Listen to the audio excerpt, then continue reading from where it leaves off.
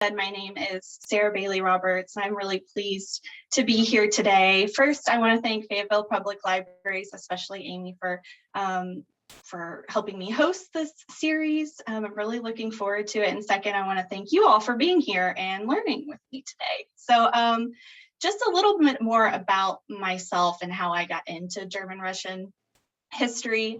I just moved here from Lincoln, Nebraska this year. So I was living in Lincoln, Nebraska for 6 years. I got my master's of library and information while I was in Lincoln, and my first library job was the research librarian at the American Historical Society of Germans from Russia. I still work there doing part-time work, working on special projects, working with really cool texts and resources with a really great group of people. So I've not only worked with a lot of texts, which has been a phenomenal experience, and not even working with it, but learning German-Russian history and genealogy that way, but I've also learned it through just getting to know the very engaged and thriving community of German-Russian people that still exist today. So my presentation is titled Step by Step, and we're going to be highlighting German-Russian history and immigration today. And I really think this presentation will serve as a good foundation as we jump into German-Russian genealogy and resources. It'll help us understand what types of records are even available as you see these people move from country to country. So keep in mind throughout this presentation, focus on how immigration was such an important part of the German-Russian history, from one steppe region to the other, when they lived in Germany and Russia, when they immigrated to the United States, the Homestead Act, when they went to Canada, Brazil, Argentina. These people really were a people of movement and opportunity.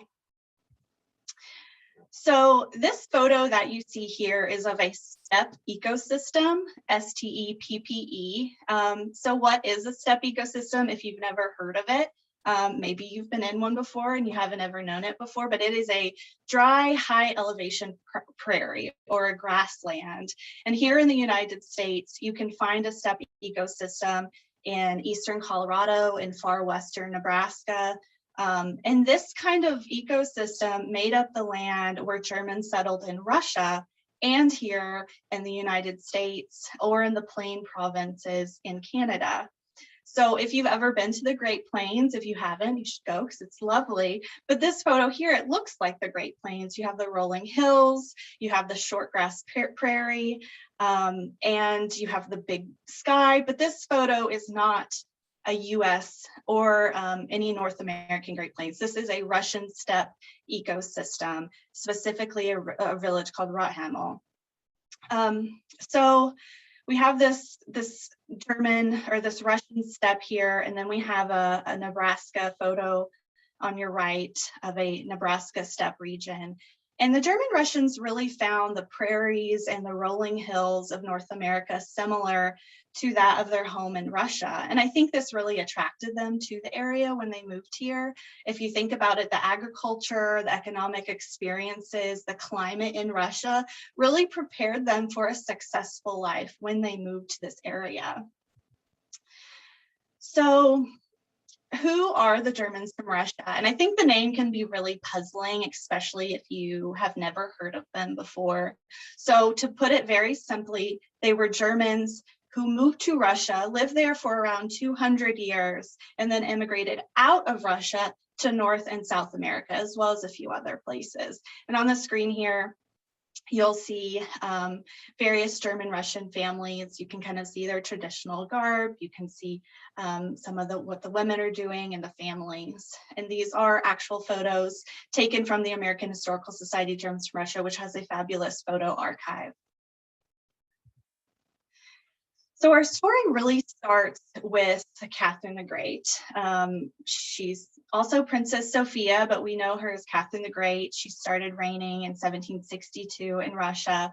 She was a German princess, She became Empress of Russia in 1762 by marrying Peter III, who was Peter the Great's grandson.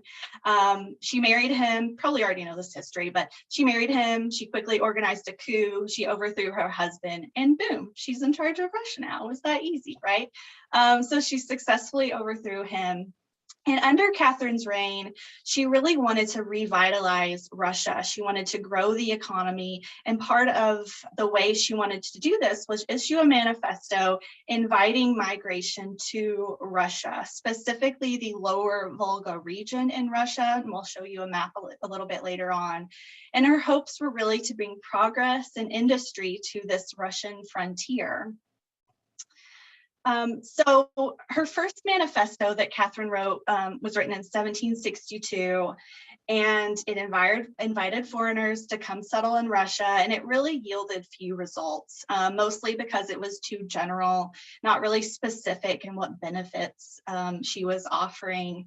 So in 1763, take two, Catherine writes this new manifesto offering more benefits and privileges, again, aiming to turn the lower Volga region into this productive farmland, not this like wild land that Russia saw it as. We know that there were nomadic cultures living in this wild land. Many of them were displaced as the new settlements came in. Many of them had lived in this land since 1500. I feel like we need to definitely point those out, that there were communities there before. Catherine just didn't want them there. So if you don't read Old German script or German, if you do, you can read this to yourself. But for those who don't read Old German script, let me just tell you a little bit about what the manifesto promised. Free land, freedom of religion, free from taxation, local self-government, freedom to settle anywhere in Russia, freedom to practice any trade. You did not have to serve in the Russian military. And most importantly, that these benefits and privileges could be passed on to the Germans' descendants, that it was going to last forever. This is key to remember. Catherine said this could last forever. And she was extremely successful with this manifesto. She sent Russian representatives out to recruit. It attracted the attention of not only Germans, but the French, Swedish, some others were interested in coming and settling. And in fact, many of those who were attracted to the Volga region were Germans who were from like South Germany, Southwest Germany, had already immigrated to Denmark. So these Germans had immigrated to Denmark by invitation of the Danish king, who created like an agricultural reform act. But they realized when they went to Denmark, this is just a big swamp. We don't actually want to live in Denmark. So then they immigrated again to Russia, to this lower Volga region. So what prompted them to come, other than that some were living in a swamp, and take advantage of the manifesto? Well, the 7 Years' War had just ended, and the Germans really felt a great impact of war on their families and their country and their communities, mixed with economic hardships. This promise of the manifesto, especially that they didn't have to serve in the Russian military, was really an attractive feature of moving. But, it has to be said that each family had their own reason of moving, and we're not going to know all the reasons, but these are just probably some of the factors that helped influence those decisions. So those that did come over often came over with large families. This photo here is actually kind of a small family. It wasn't uncommon for German Russians to have 10 kids. Many of them were skilled as blacksmiths, shoemakers, doctors, lawyers, clerks, some farmers, definitely. But the Germans really soon discovered when they arrived in Russia that while the manifesto said they could settle anywhere in Russia, they could practice any trade, really what Catherine meant was you have to settle in the lower Volga region and you need to be a farmer. So a lot of those trades that they were practicing, they didn't apply. So you can imagine a doctor who was all of a sudden forced into being a farmer wouldn't have really any experience in agriculture or farmer. That was extremely challenging, extremely overwhelming. So the first wave of immigrants came between the years 1764, 1772, and it's estimated around 30,000 people, Germans, came to the lower Volga region. About 100 of these little German settlements popped up around the lower Volga area. Just kind of a quick recap of how they got there is they took about 9 days. Sometimes it took a little bit longer to go through the Baltic Sea. To get to St. Petersburg, but they stopped at a city called the Oranienbaum, where they took an oath of allegiance to the Russian crown. They were given some supplies. It's even said that Catherine herself would sometimes come out on the balcony and welcome the Germans in their own native language, because after all, she was a German princess. And these colonists who arrived at this city were recorded. A list was compiled, and this is a fabulous resource that we'll talk about next week when we get into what types of resources are available for genealogy. So the lower Volga region, I'm not sure if you can see my mouse, but the lower Volga region is this area here. We have Saratov, which is a city close to the lower Volga region. These are the routes that they would have taken to get to the lower Volga region. St. Petersburg around here. Baltic Sea.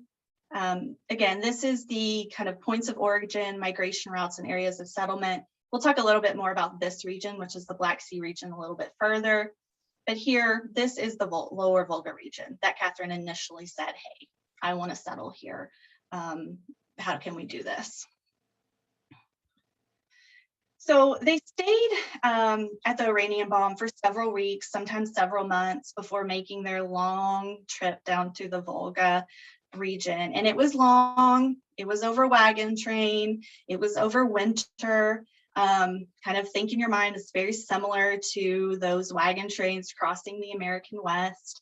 Catherine did pay Russian families to host some of these German families who were traveling south, housing them, feeding them. So they had a little bit of help, but you can imagine, they get to Russia and think they can go anywhere and do anything, but they actually have to take this huge trip down south across a steppe region, across the prairie and plains.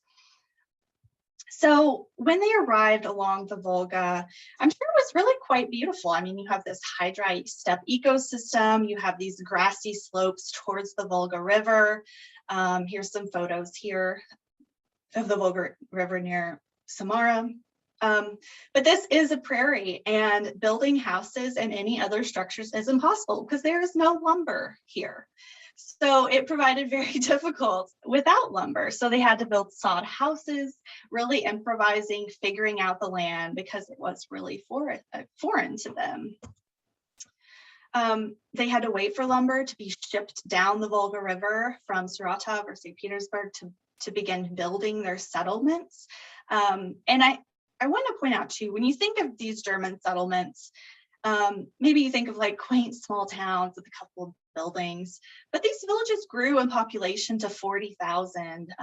Like Norka and Huck, for instance, in the Volga, were really large, thriving communities.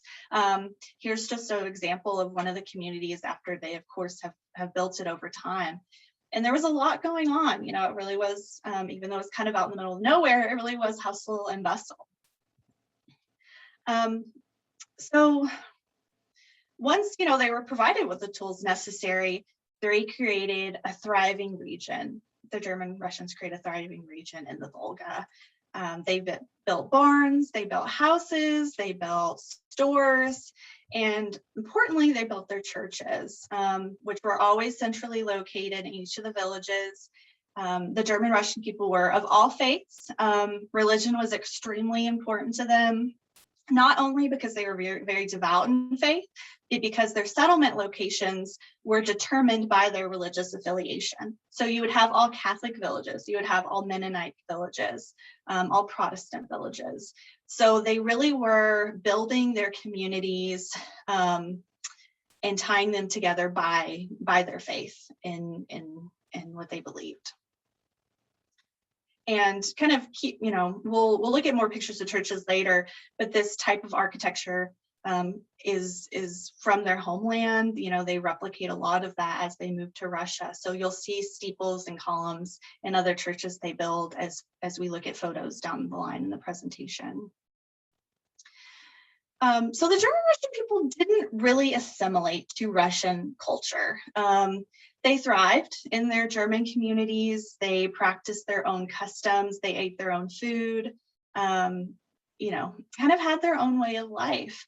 Schools and churches were instructed in native German languages. They maintained these customs really throughout their entire time that they were living in Russia.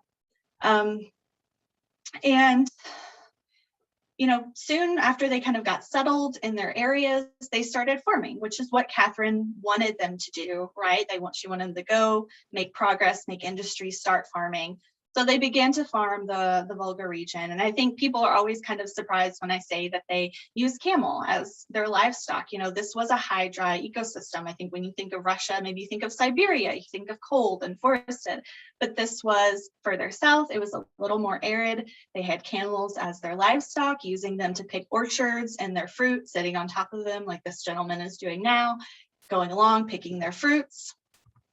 They use them as transportation to pull wagons. There are many accounts, primary source documents, which I find quite funny, saying that the camels were grumpy and mean and they spat on you all the time. So they're extremely strong, extremely reliable creatures, but they had a horrible disposition. And this is well documented, definitely.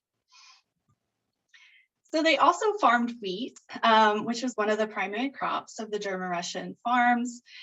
See in this picture, men, women, children, they all helped. It was a family affair. Certainly the men just weren't out in the fields doing work by themselves. They also farmed rye, grain, millet, hemp. You know, they truly were making Catherine proud. So in the Volga region specifically, these farms were located outside the settlement wall. So the German Russians would live in their settlements and travel outside to their farms during the day, coming back inside their farms at night. This does differ than the Black Sea Germans who were living on their farms.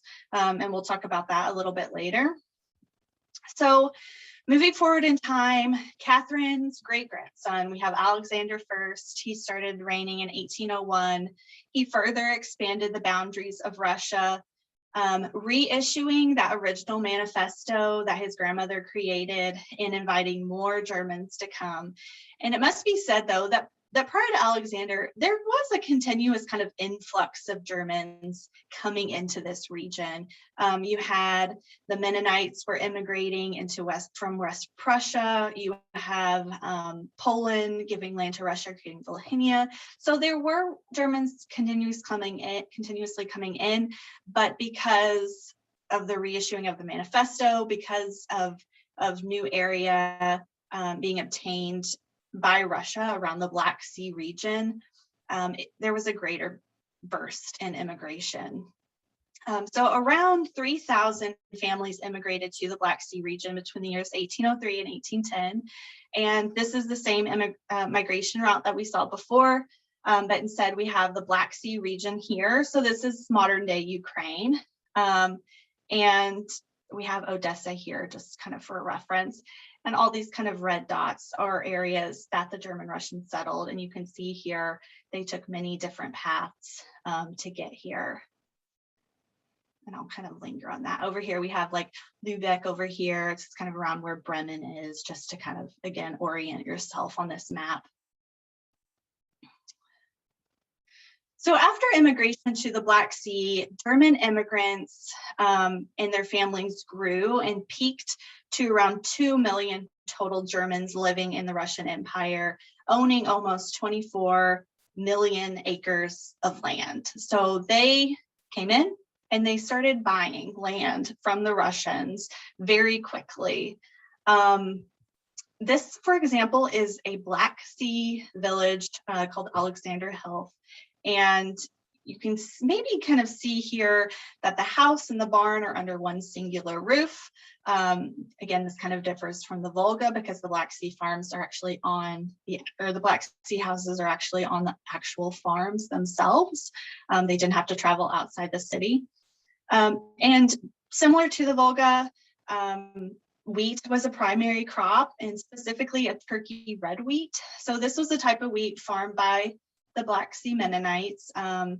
It was not only important to their life in Russia, but as we see these Germans immigrating to the US, this type of wheat was really well suited to grow in Kansas and became a really important part of the Kansas economy. And we'll get to that in a little bit later. So unfortunately, the good times did not last long. We have Alexander II here. He took power in 1855. And in 1871, Alexander says, Catherine the Great issued this manifesto. It was great while it lasted. But when she said it would last forever, I think what she really meant was it only lasts 100 years. So your time's up. So he's in power now. He just rescinded all those privileges, all those benefits that all those Germans had. Now they were subject to serve in the military. They had to subscribe to Russian Orthodoxy, and they had to assimilate to Russian culture. So rather than face Russification, the German Russians really began a mass immigration out of Russia at this point. So immigration really was further fueled by the murder of Tsar Nicholas II. I think all of us probably know the story of Anastasia and Rasputin. Anastasia was Nicholas's daughter, catalyzing the Bolshevik Revolution when the Russian Empire fell, and then further fueled by World War I. There was just a lot of political unrest growing. And it must be said now that those German Russians that did not have the opportunity to exit Russia at this time were banished. They were exiled, they were killed, they were subject to a famine that claimed many lives. Up to, like, I think a third of the Volga Germans died in a famine that happened in the 20s. It gained attention by the US, who provided aid in the form of the Volga Relief Society. And the Germans were really discriminated against, despite having called Russia home for 200 years. And it was all because they were Germans and they were practicing their very old German customs in the Russian Empire. That was really why. So they're immigrating out, right? And we have a couple different areas that they're immigrating to. So I'll kind of go through them all, starting with the Homestead Act, which was going on at the same time, really, as the immigration out of Russia. So when the Homestead Act reached Russia, a few men from various villages met. They sent delegates to go to America to scope out the land, see what it was all about. They came back to Russia and said, yeah, let's move. So resulting in first several hundred German Russians immigrating to the United States during the 1870s.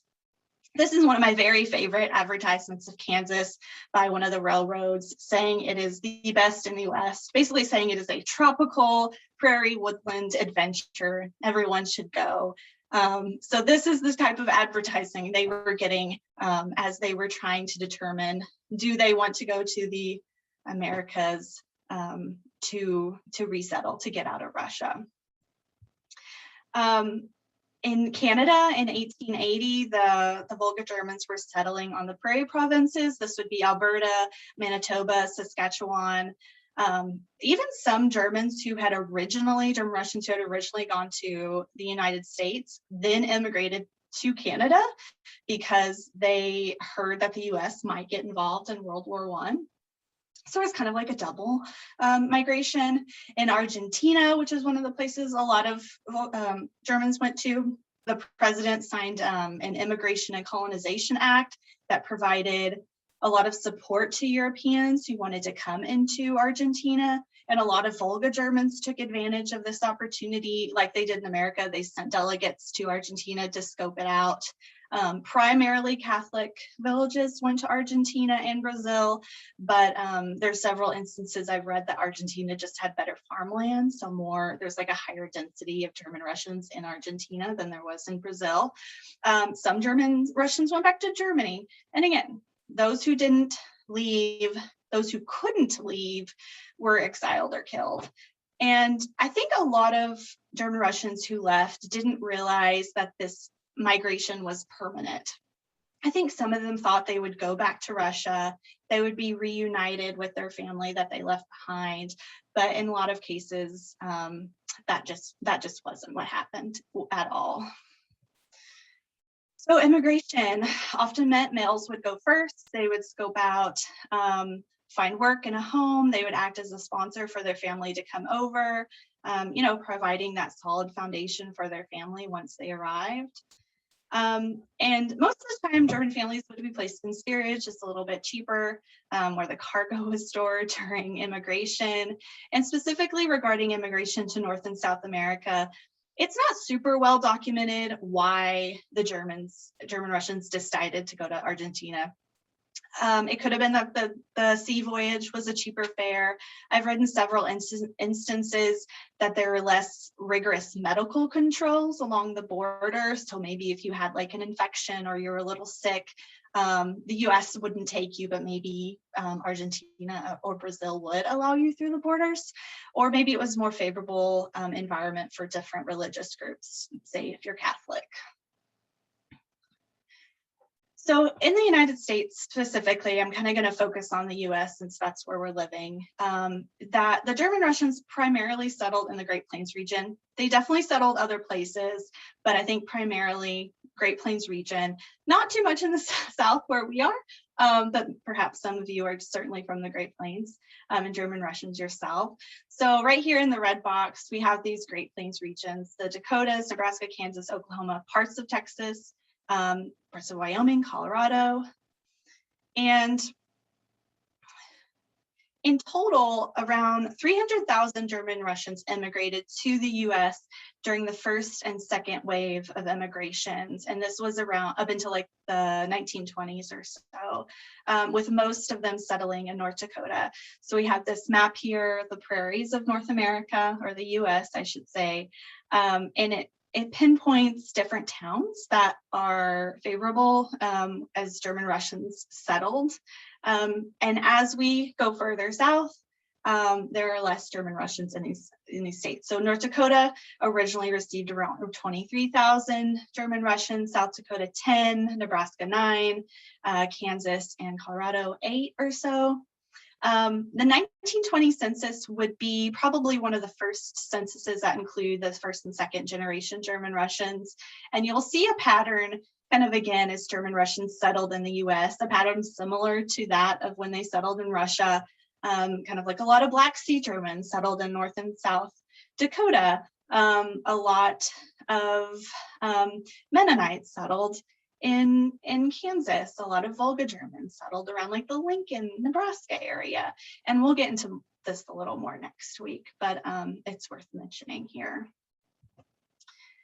So Volga Germans really had been prepared for life on the steppe, as we mentioned, and this Homestead Act in particular differed from their life in Russia, in that the Homestead Act really required Volga Germans in specific to live on their land instead of living in these very tight, close-knit communities that they were used to. And you can imagine how isolating. And this really isn't specific to the German Russians. We know that the Homestead Act was a very isolating experience, having lived on, you have to live on these vast acres of land. But what they did do similar is that they did remain somewhat isolated from the rest of the other residents. They continue to preserve their language, they continue to preserve their traditions for decades, and they really didn't assimilate into American culture until many decades down the road. They continued to buy up a lot of farmland just like they did in Russia. They passed it along to their children, they built houses. Large families were living in this houses, not uncommon to find, children and their parents and their grandparents and maybe some aunts and uncles and cousins living in one house, just finding any place that they could to sleep. And again, we'll dive into this a little bit more next week as we get into the censuses.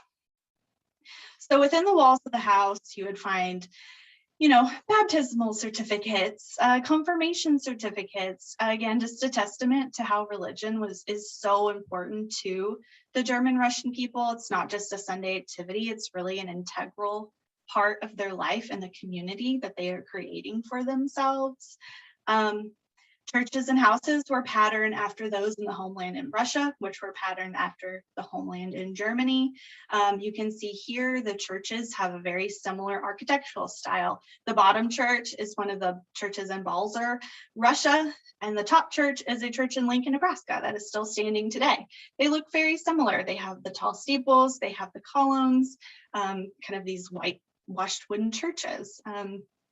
And you know, you saw on the map earlier, I want to point out Ellis County, which is in Kansas. As you're driving through the shortgrass prairie, there are still these cathedrals on the plains, as they call them. You can see the steeples rise over the shortgrass prairie as you're driving, and it's stunning because they really are these big, beautiful cathedrals that they put a lot of time and effort and money into because it was so important to them and their community.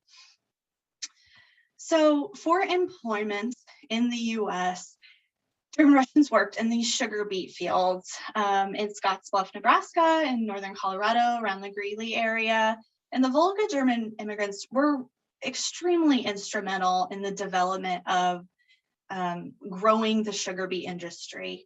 The Great Western Sugar Beet Company, the American Sugar Beet Company often paid for passage on like the different railroads like Union Pacific or the Burlington to take German Russians out west to work on the fields. They would take whole families out west to work in the fields. During farming season, they would have to live in tents or shacks. If they're lucky, they could sleep in 1-bedroom rooms, all while working on the field. The American Historical Society of Germans from Russia has a ton of the Great Western Sugar Beet Company photos that are just fantastic. We see, you know, a man here with his child, and they're just really striking images of people working in this industry.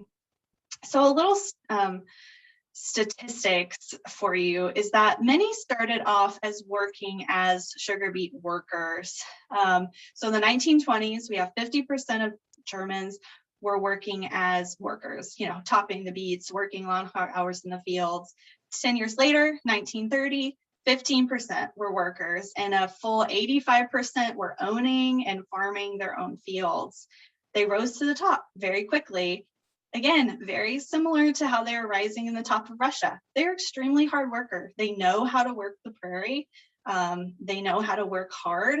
And plus, they've been immigrating country to country, trying to figure out how to live. And with that becomes just really great work ethics and kind of powering through hard times. And again, this is one of my favorite photos because it shows a mountain of beets behind some hardworking men. And these beets often would weigh 10 pounds. They were not small. It was a really hard job. And believe it or not, children often would work in the beet fields. Totally not uncommon. This photo here, you see kids as young as like 4 or 5 in these photos. They would leave for the beet fields before school ended, return after school would start, often had to repeat grades for it. There have been many papers published about child labor in the early days of beet farming. You know, this really demanded long hours, low wage, back-breaking work for men and women and the children who were all involved. So, unlike most other farmers in the Great Plains, we've said this before, German Russians were already well experienced at prairie-style agriculture after living in Russia. Wheat farming was the main source of income, particularly in Kansas when Mennonites brought that turkey red wheat over that I was talking about. And again, turkey red wheat was so well adapted to grow in the Great Plains that it became so important to the Kansas economy up until like the 1940s. So this is very recent.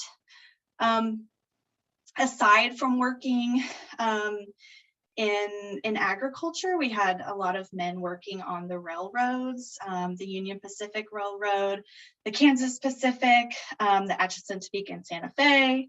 It was another popular job, and there were a lot of perks that came with this. This was a pretty enticing job. It offered free housing. It offered free sleeping cars out west. They granted land for schools and churches, the railroads did. They supplied some farmers with seeds. So, you know, they worked there and they got something in return, certainly. So while German Russians are not working in the fields, doing backbreaking work, they certainly know how to have a good time. Dutch hop dance is one of a very favorite of a lot of German Russians. It was music that they brought to the United States, a part of their culture and tradition, in, weekly, evident in houses and dance halls. They still take place to this day. I've been to Dutch hop dances. They're a hoot. They consist of accordions and keyboards, and definitely the hammered dulcimer. And they're a lot of fun. They were a constant source of entertainment for sure. And of course, like a lot of, I couldn't do this presentation without talking about food, which of course is very popular too. So we have here some photos of, in the top right here, we have bieroks or runza. So if anybody has ever been to the Midwest, you have maybe seen a runza. I think Amy is nodding her head. Maybe she has seen one. So these are kind of stuffed bread rolls of cabbage and ground beef and onions. These are homemade runzas here, but runza, the restaurant, trademarked, is a fast food restaurant. So these were German Russian. These were originally German Russian runzas. You also have kuchen, which is a really popular dish, but there's a little war between the Black Sea and the Volga Germans of what kuchen is the real kuchen. Volga Germans have the coffee cake kuchen. Black Sea Germans have the custard kuchen. If it was up to me, they're both extremely delicious. So I think everybody wins this game.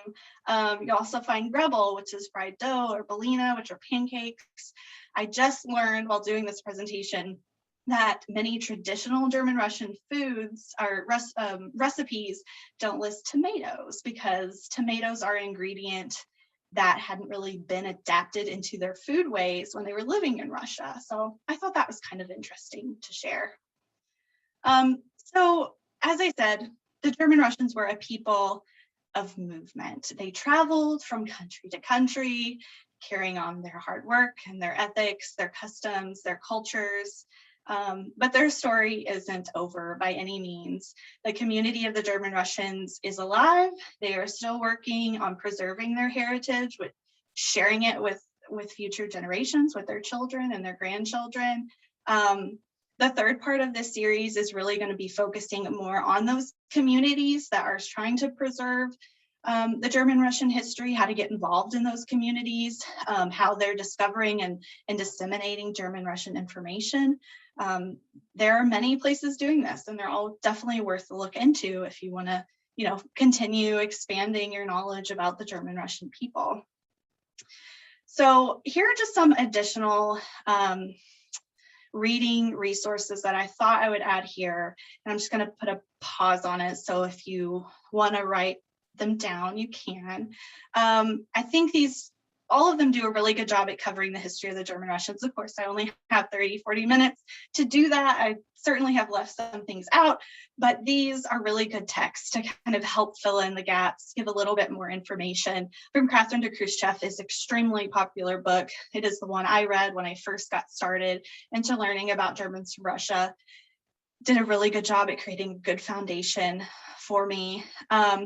This German, I have a particular liking for that because of Hattie Plum Williams. She was a student at the University of Nebraska-Lincoln. She did her thesis and dissertation on German Russians in the Lincoln, Nebraska area.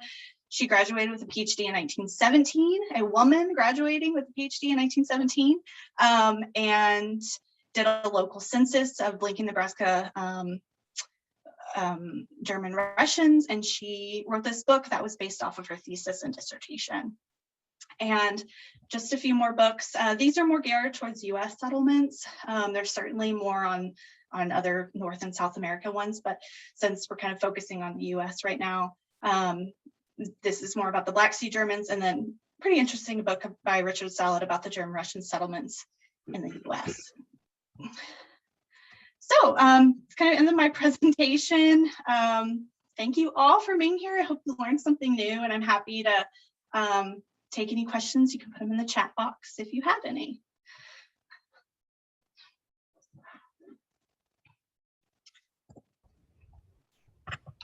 Well, that was fantastic. So interesting for many reasons, but one, in particular, my husband took a trip over to the Ukraine, and he was talking about how he didn't realize it was a wheat belt just like the Kansas area. So mind blown that it was actually brought over from, you know, a lot of it was brought over from that area. Yeah. What a cool trip. Yeah, and then the hand pies. We're one of those families that just like stop at random places. World's largest ball of twine, blah blah blah. We saw the world's largest Czech egg, and they're having. Was that in Nebraska? I'm assuming. No, this was actually in Kansas. Oh, okay. On the way to Colorado, and yeah, we had one of those hand pies, not a Runza, but what you called it, the Buroks. Mm-hmm. The Burok. Yeah. So they're delicious. Cool. They're great. So Annie said, did some German Russians settle in eastern Washington under the Homestead Act? They did. I think around the Pasco region. I know I have a few people on here that probably would know better than me. Some of my bosses actually are on here right now. Yeah, so we were actually supposed to have a convention in Eastern Washington a couple years ago. Gosh, it was 2019, I think it was, but it got canceled because of you know what. And that was try to kind of reconvene, you know, all the German Russians that are still in that area. And kind of get them together. Our conventions are annually, and basically, you know, we get a lot of German Russians together. We actually take our library to each convention that we do and like set up a makeshift research room. So one of them was actually going to be in Eastern Washington to kind of rally all the German Russians that were in that area and get them together and get them talking and kind of, you know, have a fun time. So yeah, definitely. They also settled in Texas around New Braunfels and other areas. Germans down there. That's what we're talking about. Yeah, so many different places. So again, certainly not just the Great Plains. That was kind of like a concentrated area that they were at. So. Okay, and we also have conquering the, is it Wind? Oh, the Wind. The Wind is a good starter book. Okay, excellent. Yeah. How about Yeah, I have that somewhere actually. And Nancy says, I came from the Prairie County in Illinois. Many Germans came from 1860 to 1870s from Baden, Mecklenburg. They took farms over and also opened bakeries and small grocery stores in very small farm towns. They later took in Germans from Russia. I assume they were helping relatives. What brought them to U.S. in 1860s and 1870s? That's a good question. That's pretty early migration for the German Russians because it was kind of before, you know, the Russification of them. Again, probably many different reasons. I don't have one specific for, you know, that I can answer right now, but if you want to shoot me an email, I can certainly look into that for you and kind of like talk to you a little bit more about the area that they were in. I would love to do that. So. Okay, and Deborah says, well done. My heritage is Prussia, and I grew up in the central South Dakota area. I enjoyed traveling all over the area and eating at the local German restaurants. NDSU has a good department, and my relatives belong to a group in the Tripp, South Dakota area. Oh, awesome. NDSU does have a great department, and I'll be talking about that in the third week. They have the GRHS and GRHC. It's amazing. They do also an annual conference each year. And yeah, I have worked with them very closely in the past. They're also nice and so knowledgeable over in that area. So they're great. So I'm guessing we have some German Russians in the audience then, which is very exciting. I was hoping that would be the case. Yeah. Danita says many Germans from Russia in Wyoming, Central Valley of California and Oregon. I could see Wyoming. That looks a lot like the steppe country you just showed. Yeah, yes, a lot in California, definitely. Cool. Were the programs that pushed the German Russians out as violent as those experienced by German Jews? Did Russia military do the massacres, or did they incite civilians to fight the Germans? Yeah, it was pretty horrific. I mean, there are several publications that HSGR, the American Historical Society of Germans from Russia, HSGR, has published that are memoirs from a lot of people who either have firsthand or secondhand accounts of what went on as they were kind of forcibly removed from their homes. And it's pretty grim. I mean, a lot of them, they had to dig their own graves. They would have to stand in front of the graves they dug, and then they would be shot. During the famine, they were having to peel bark off the tree and boil it to eat it because there was nothing else to eat. They would have to be sent to gulags in Kazakhstan, which a lot of those gulags in Kazakhstan actually weren't shut down until after like the concentration camps were shut down. So, I mean, the German-Russian history, we say, is kind of a grim one. They were really discriminated against, and they were forcibly removed from their lands multiple times. And, there were mass deportations in the 40s because of Stalin. So he just kicked them right out. Their villages were destroyed, completely wiped out. It's truly amazing to me that the records that we have and are continuing to gather exist, because I cannot believe they survived, because they just tried to eliminate them completely. So yeah, I mean, it was, I don't want to compare, but it's, just that discrimination across the board. It was horrible. It was, I know a lot of the German Russians, when they came to the US or immigrated out of Russia, would not talk about their life in Russia.